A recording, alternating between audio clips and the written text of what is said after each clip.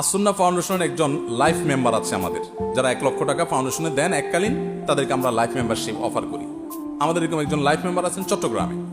আমি দুবাইতে সফরে ছিলাম, তখন উনি ফোনে আমাকে কথা প্রসঙ্গে একটা কথা বললেন, আমি শুনে অবাক হয়ে গেলাম, বিস্মিত হয়ে গেলাম। তিনি বললেন যে ভাই, আমি জীবনে যত ফল খাই, আমার একটা সিস্টেম হলো সমস্ত ফলের বীজ, সেটা আমি আম খাই, জাম খাই, বড়ই খাই, যেটাই খাই, দেশীয় ফল যেগুলো খাই, এগুলো সবগুলোর বীজ আমি একটা পলিথিনে রেখে দিই, মানে খোসার সাথে সবাই ফেলে দেয়, আমি এটা করি না।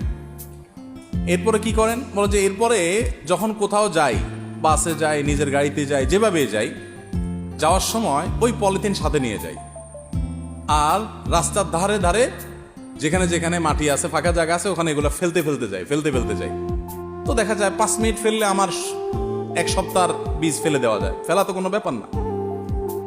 তো উনি বললেন যে এই কাজটা আমি এই জন্য করি যে এই যে বিভিন্ন জায়গায় আমি বীজগুলো ফেলে যাচ্ছি, আমি 1000 বীজ ফেললাম আজকের দিনে, ধরেন এই 1000 বীজের মধ্যে দেখা যাবে যে 50টা টিকে গেছে, গাছ হয়েছে। এই 50টা থেকে একটা হয়তো টিকে গেছে, বড় গাছ হয়েছে, সেটার ছায়া হয়েছে, অক্সিজেন সেখান থেকে মানুষ পাচ্ছে, প্রাণীকুল পাচ্ছে, ফল হয়েছে, ফসল হয়েছে, আমি জানবো না হয়তো কেউ সেখান থেকেও বেনিফিশিয়ারি হচ্ছে, উপকার পাচ্ছে। এদিকে আমার মরণ হয়ে গেছে, ওইটা সবটা আমার কবরে যাচ্ছে।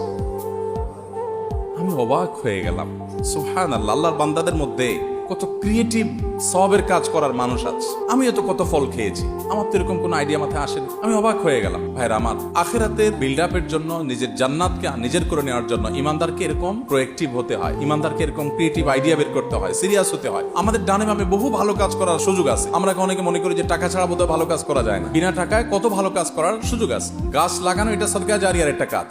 ওই যে গাছের বীজ থেকে ওই ভদ্রলোক লাগানোর যে আইডিয়া দিয়েছেন, অনেকে বলেন ভাই শহরে বসবাস করে ভাড়া বাসা থাকি, গাছ লাগাবো কই। ওনার এই আইডিয়া শোনার পর আমার উত্তর পাওয়া গেছে যে আপনি দুমায় রাস্তার পাশে যদি বীজ ফেলতে থাকেন, গাছ 50টার একটা টিকে যায়, যথেষ্ট।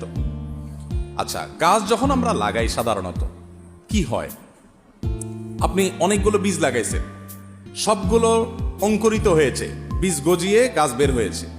এই গাছগুলো কি সবগুলো টিকে? কিছু আছে জাস্ট ওই বীজ মুখ ফেটে বের হয়েছে, কিছু আছে বীজেই নষ্ট হয়ে যায়, আর কিছু আছে বীজ ফেটে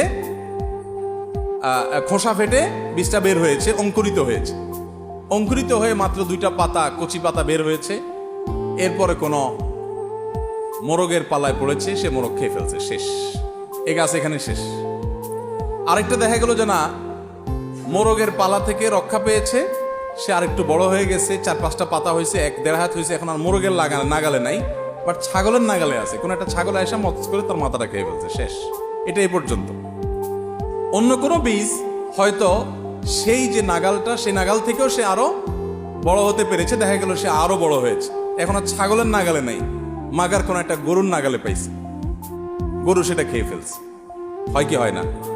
আবার কিছু আছে গরুর নাগাল থেকেও মুক্তি পেয়েছে, আরো বড় হয়েছে, এখন আর গরু খেয়ে এটাকে শেষ করতে পারে না, মাগার কোন বৃক্ষ নিধনকারী মানুষের পালায় পড়েছে, তা দিয়ে কোপ দিয়ে শেষ করে ফেলছে, সে ওখানে শেষ।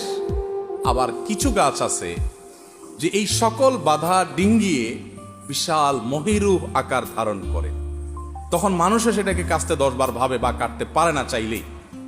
সে গাছ থেকে ছায়া হয়, অক্সিজেন হয়, অনেক মানুষ উপকার হয়।